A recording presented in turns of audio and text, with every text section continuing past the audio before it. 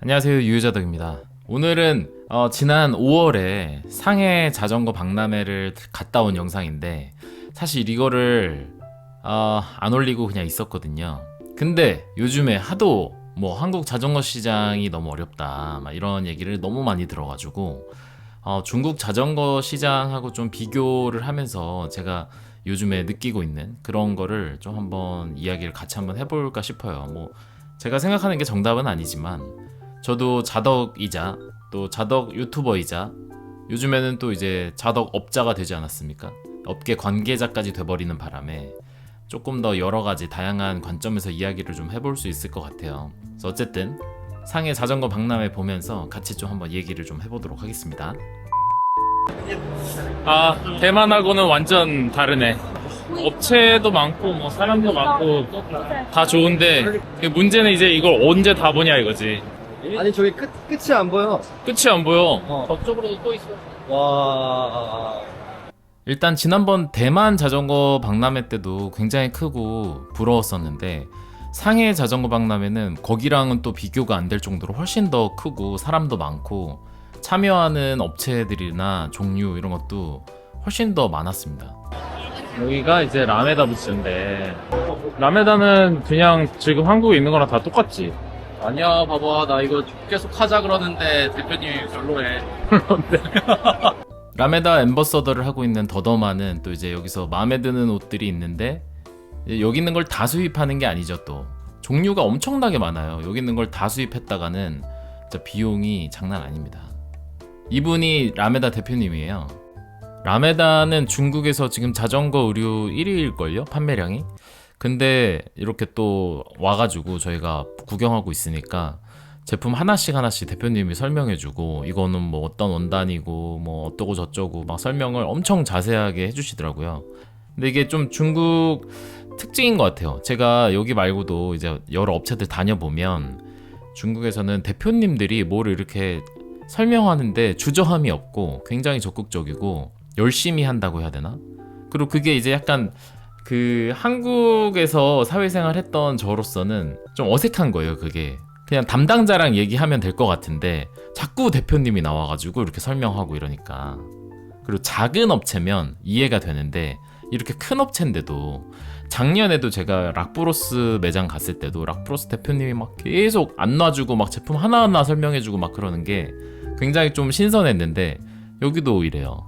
그리고 부스마다 그 중국 왕홍들이 엄청 많아요. 중국 우리로 치면 이제 유튜버들이죠. 계속 현장에서 라이브 하면서 물건 소개하고 판매하고 막 이런 사람들이 한두 명이 아니에요. 엄청 많아요. 거의 이제 웬만큼 큰 부스에는 다 몇 명씩 붙어가지고 막 그렇게 하고 있어요. 우리 작년에 왔을 때 봤던 시치엔황, 여기서 열심히 인플루언서 활동을 하고 있습니다. 중국 왕궁해산 여기도 있고 여기도 있고, 여기는 이제 실시간 쇼핑 여기서 파는 거야. 바로바로 주문이 들어와. 야.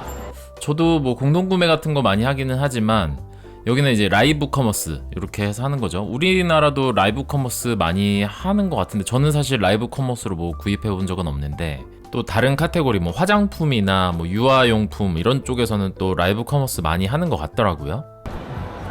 이게 우리가 지금 진행했던 검은색 FNT9 이거, 그 다음에 이게 원 버튼으로 된 녀석인데 이것도 사실 괜찮은 것 같아요. 얼마 전에 저희 공동구매 진행했던 FLR도 여기 부스가 있어서, 저 때만 해도 이제 아직 배송이 시작되지 않았을 때라서 이제 대표님하고 빨리 좀 달라 뭐 이제 이런저런 협의도 하고, 우리 공구 진행했던 거 말고 지금 본 저런 5 시리즈라든지 뭐 다른 가죽이나 이런 걸로 된 것들 확인을 하고 왔습니다. 근데 이게 참 뭐랄까, 유럽 브랜드는 원래 비싸고 중국 브랜드나 뭐 동남아 브랜드 이런 거는 좀 저렴하고 그렇잖아요.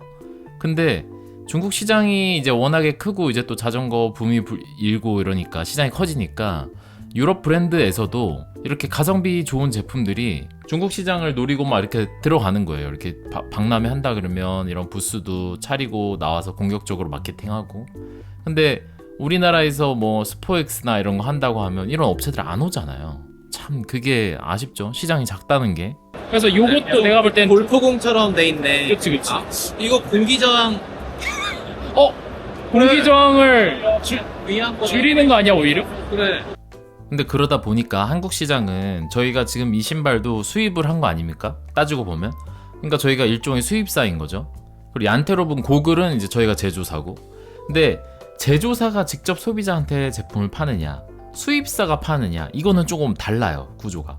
왜냐면 당연히 수입사 입장에서는 제조사보다 제품을 비싸게 가져올 수밖에 없으니까 소비자한테 파는 그 소비자 가격까지의 그 룸이 적단 말이에요. 그럼 마케팅 활동을 활발하게 할 수가 없고 돈이 남길 수 있는 구간이 적으니까, 그렇게 되면 당연히 물건을 비싸게 팔던지 아니면 그냥 갖다 놓고 대충 팔던지 뭐 그건 거예요. 그러니까 수입사들도 사실 뭐 그냥 비싸게 파는 게 아니라 어쩔 수 없이 그렇게 파는 걸 잘 알고 있습니다. 물론 그렇긴 한데 이게 소비자들 입장에서는 중간에 거기 본사도 한번 먹어야 되고, 그 다음에 중간 유통상인 수입사도 한번 먹어야 되고, 그러니까 중간에 또 그 수입사는 마케팅 해야 되니까 직원들도 필요하고 마케팅 비용도 써야 되고, 자연스럽게 소비자 가격이 올라가는 거죠. 그러니까 제조사가 많은 나라와 수입사가 물건을 파는 이런 작은 나라, 소비자의 부담이 커질 수밖에 없는 겁니다. 자전거 프레임이네요. 이 세카하고 이것도 중국 브랜드인데 이거를 중국 브랜드라고 생각하지 못하시는 분들도 많아요. 디자인도 진짜 괜찮고 마감이나 데칼도 세련되게 잘 나오죠. 사실 세카 말고도 중국 브랜드들 굉장히 괜찮고 멋있는 것들이 다양합니다. 가격도 유럽 브랜드에 비하면 절반 이하고요. 성능도 모르겠습니다. 솔직히 성능이 얼마나 차이가 나는지도 잘 모르겠고, 중국에서 필드 라이딩을 해보면 중국 자덕들을 만나게 되는데 유럽 브랜드 자전거들을 타는 사람들도 많이 있는데 제 생각에는 절반 이상? 60% 정도는 자국 브랜드 제품들을 타는 것 같아요. 당연히 저는 모르는 브랜드들이죠. 다 저렴한 제품 선택권이 많다는 거, 이것도 자전거 시장이 붐이 이렇게 일어날 수밖에 없는 조건 중에 하나죠. 중국 자전거 브랜드가 1000개가 넘는다고? 그러니까 국내 시장 얘기해보면 국내 자전거 브랜드 몇 개 없잖아. 1000개 중에 지금 뭐 1, 2등 하는 거랑 뭐 한 10개 중에 1, 2등 하는 거랑 퀄리티 차이가 날 수밖에 없지. 그 자본주의 시장의 그냥 결과지. 살아남으려면 잘해야 되는 겁니다. 여기 엘리트에 엄청 가벼운 자전거가 있대요. 이볼브라고. 야, 여기 있네. 4.9kg야. 체중 제한이 109kg래. 생각보다 높네. 보통은 이런 경량 제품에 체중 제한 80kg인 게 많거든. 근데 이거는 109kg면은 뭘 기준으로 한 건지 모르겠지만 굉장히 탈만하네. 이거는 엘리트 드라이브 저 휠셋 만드는 회사에서 만든 건데 한국에도 수딩에서 이제 수입을 하죠. 프레임셋이 제가 알기로 뭐 300만원 언더였던 것 같은데, 경량 바이크인데 불안해서 못하겠다 하시는 분들은 뭐 스페셜라이즈드 에이토스나 스캇에서 나온 그 경량 뭐죠? 하여튼 뭐 그런 초경량 이런 프레임들 있잖아요. 다 같은 상황이지 않나 싶습니다. 예, 솔직히 공장도 어차피 다 중국이고. 이게 티타늄 프레임인데요. 연결 부위가 이래. 카본처럼. 이게 뭐 3D 프린팅 방식으로 뭐 한 거래요. 티타늄인데. 이게 왜 놀랐냐면 원래 티타늄은 이래야 되거든. 이렇게. 원래 이래야 되는데, 야, 신기한데? 그러니까 핸들바도 이렇게 나와. 이것도 제가 진짜 욕심이 났던 제품인데, 여기는 자기 자사 브랜드도 있고 OEM으로 이제 만들어주기도 합니다. 근데 티타늄 바이크를 만드는데 저런 3D 프린팅 기술로 뭐 어쩌고 저쩌고 해가지고 저런 용접 부위 없이 마치 카본인 양 저렇게도 만들더라고요. 그러니까 단순히 메이저 이태리 제품들 베끼기에만 급급하던 옛날 중국은 없습니다. 아, 있죠, 물론. 그렇지만 저렇게 자체 기술 개발하고 뭐 이런 데도 너무나 많아졌고, 예. 그리고 사이플러스, 이것도 이제 이 스마트 바이크 만드는 회사들이 몇 있잖아요. 근데 그것도 이제 미국이나 유럽에서만 하던 거 중국에서 하니까 가격대가 이게 제가 알기로 150만 원인가 그래요. 근데 그 유럽계 800만 원 막 이렇단 말이에요. 이게 어떻게 어떻게 하냐고. 예전에 이런 뭐 스마트 용품이라든지 속도계, 뭐 자전거 용품들 죄다 중국에서 나오는 것들이 퀄리티가 너무 안 좋았어요. 그래서 비웃었죠. 중국이 하니까 이렇지 뭐 이러면서.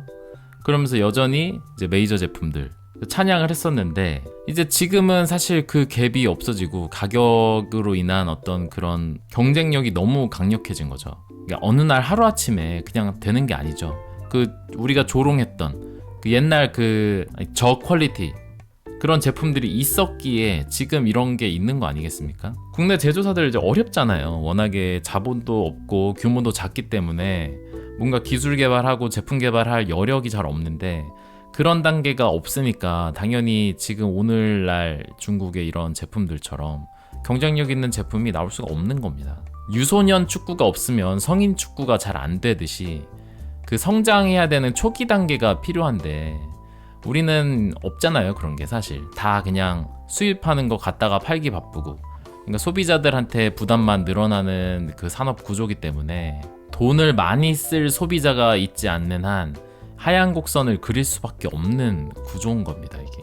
그리고 작년부터 해서 아마 굉장히 어려웠을 거예요. 올해는 작년보다 더 어렵고, 그렇게 되면 이제 수입사들은 제품을 비싸게 가지고 왔잖아요. 그러면 그거를 어떻게든 팔아야 되기 때문에 뭐 할인을 하거나 할 수밖에 없어요. 그러면 신제품을 수입해 오는 거를 멈출 수밖에 없고, 있는 재고 팔아야 되니까 트렌드에도 뒤처져요. 제품이 빵빵 나가는 유럽이나 중국 같은 데서는 신제품이 런칭이 돼서 새로운 디자인, 새로운 성능의 제품들이 막 나오는데, 한국 수입사들은 알고도 수입을 안 하는 경우가 많아요. 재고 팔아야 되니까. 그러니까 트렌드에서도 뒤떨어지는 거예요. 이렇게 느려? 좀 느려, 확실히. 이런 전동구동계 회사도 한 4개 봤나? 걔 중에는 뭐 한 시마노 105급 정도 되는 속도의 퀄리티의 제품도 있고, 그거보다 한참 못 미치는 애들도 있어요. 당연히 훨씬 저렴하겠죠. 그러면 이거를 우리처럼 자덕들 막 엄청 민감하게 이런 거에 반응하는 사람들이 아닌 경우에는 그냥 저렴하고 그냥 전동으로 되기만 하면, 변속 되기만 하면 쓰겠다 하는 사람들도 분명히 있단 말이에요. 근데 이런 선택권이 엄청 넓어지는 거죠. 자국 제조사가 저런 회사들이 많으면. 지금 전시회에 왔는데 물건을 사는 게 아니라 우리 고글을 팔고 있어. 우리 고글 보더니 자기네들이 팔면 안 되냐고, 한국 업체라 그랬더니. 그래서 오히려 중국 그 고글 판매사한테 저희 고글을 지금 판매하고 있습니다. Level mirror. This one, what's the price? This one. 저기 이미 고글을 이제 제조해서 판매하는 곳이에요. 엄청나게 많은 제품들을 판매하는 곳인데, 저희 제품 보더니 한국 제품이라 하니까 관심을 갖더라고요. 근데 요거 하나라고 했더니 하나? 얘네는 디자인이 막 수십 개 수백 가지 있는데 그 중에서 이제 골라서 보통은 판단 말이에요.